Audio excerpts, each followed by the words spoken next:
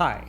It's been a while since we talked about affordable watches on this channel for some reason, and that's my fault because I've started talking about watches that I definitely can't afford. But I wanted to dial back. I want to bring back some attentions, give some love to affordable watches, watches that won't break the bank, that won't have you begging on the streets.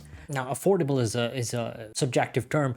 Good value watches. Let's keep it that way. Incredible quality, sometimes from incredible brands, but ones that aren't as hyped up, and therefore you can find them at good prices. Let's talk about them.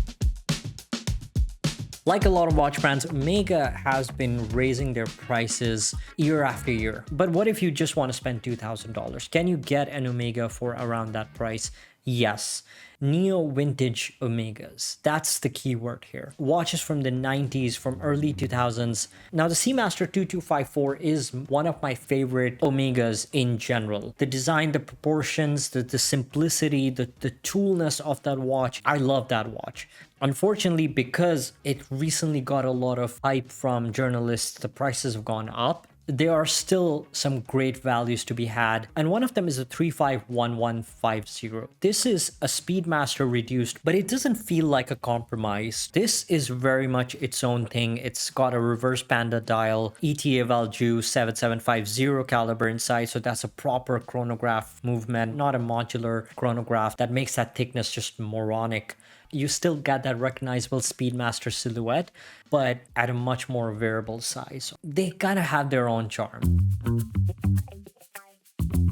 I've kind of dialed down on Seiko. I haven't really looked at the catalog, but there's one Seiko that I find myself just gravitating towards. Something about it just makes me keep looking back at it. The Slim Turtle is kind of that middle ground between, the more traditional dive watch design and that iconic Seiko Turtle design. And I love that. Stainless steel case of 41 millimeters, a lug to lug of 47, a lug width of 20, and a slim height of 12.3 millimeters. What else? You're getting 200 meters of water resistance, a dome sapphire crystal, and a 6R35 automatic in-house movement. And this is the same movement that's in the Alpinist. So I'm familiar with this movement. I've had this for a few years. It's not the most accurate movement, but given that it has 70 hours of power reserve, it's easy to just grab and go. This is a great value. This is a great watch. Bell & Ross. Bell & Ross is a brand that I've recently started talking about more. I found this V192, which is not only superb value, you can find them all day long for less than $1,500. And if you're looking for that vintage inspired tool watch, I just love everything about this design, including the date window. This is so subtle, it just blends in and it doesn't break the symmetry of the dial. It's an absolute strap monster. 38 millimeter case size, 100 meters of water resistance, dome sapphire crystal, just looks beautiful. And then you have a Sellita SW300 movement inside, so it's an absolute workhorse. It's a cool watch. Next we have ORIS. Now, I love ORIS, but not for the same reason as a lot of people used to love ORIS. ORIS used to be this good value Swiss watchmaker, but I find them to be going up in prices, but they're still incredible watches and they are incredible designs. And if you look pre-owned, you can find this. This is the ChronOris. 39 millimeter case size, thickness of just 12.4 millimeters. That includes a dome sapphire crystal, a lug to lug of 44 millimeters, and a lug width of 19, and 100 meters of water resistance.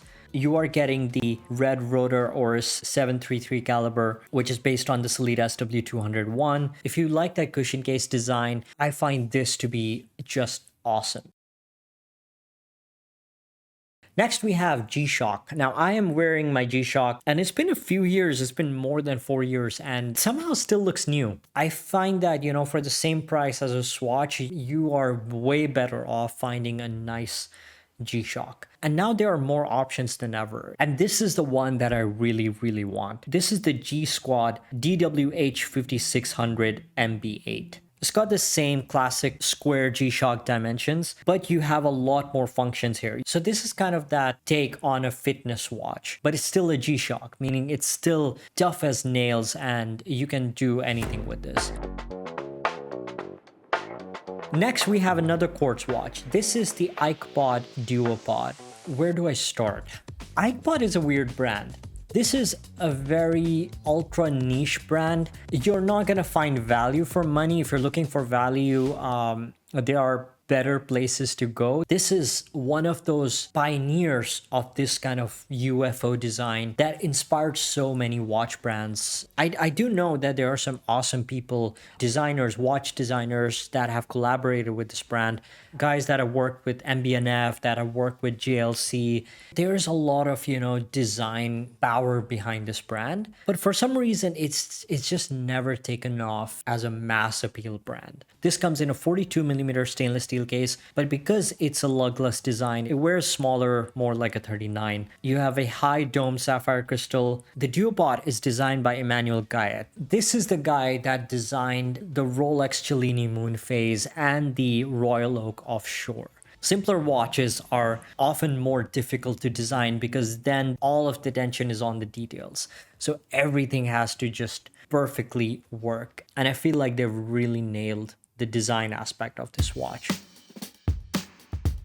Next, we have the Studio Underdog Series 3. Now, I know what a lot of people are saying, that this is a very expensive watch for Studio Underdog, and I agree. It is extremely expensive for a Studio Underdog. But let's put that aside. Let's look at it for what it is. This is a stainless steel watch with a 3-part case construction measuring 38.5mm. With the fact that it's a mechanical chronograph with a double dome sapphire crystal and still measuring just 13.6mm. The movement inside is a Swiss Mechanical Sellita SW510 mono pusher top grade chronograph with 60 hours of power reserve. And this is a well finished modified chronograph movement with perlage, with Geneva stripes. It's been modified to have higher accuracy to ±5 seconds per day. This is not your basic Sellita movement. Considering all of these things, this already beats the competition. What else can you get for this price? You're getting Hamilton Intramatics, Tissot PRX, but in addition to great specifications for the money, you're also getting a very unique design, something that you don't see every day, something that makes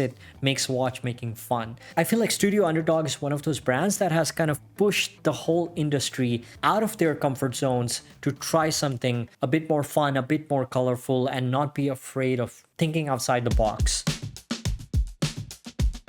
And the last watch on this list is a Horizon Nemo. If you've not heard of this brand, I don't blame you. This is a relatively new brand founded by Fred Becker, whose work you might have seen on brands like Zelos. There are so many cool colors to choose from, but I just love this orange. You get a 40mm stainless steel case, 11.8mm thickness, 47 lug to lug, and 22mm lug width. You have a box sapphire crystal, 200 meters of water resistance, and a sapphire bezel insert. The movement inside is a Swiss Sellita SW200, beating at 4 Hz and offering 41 hours of power reserve.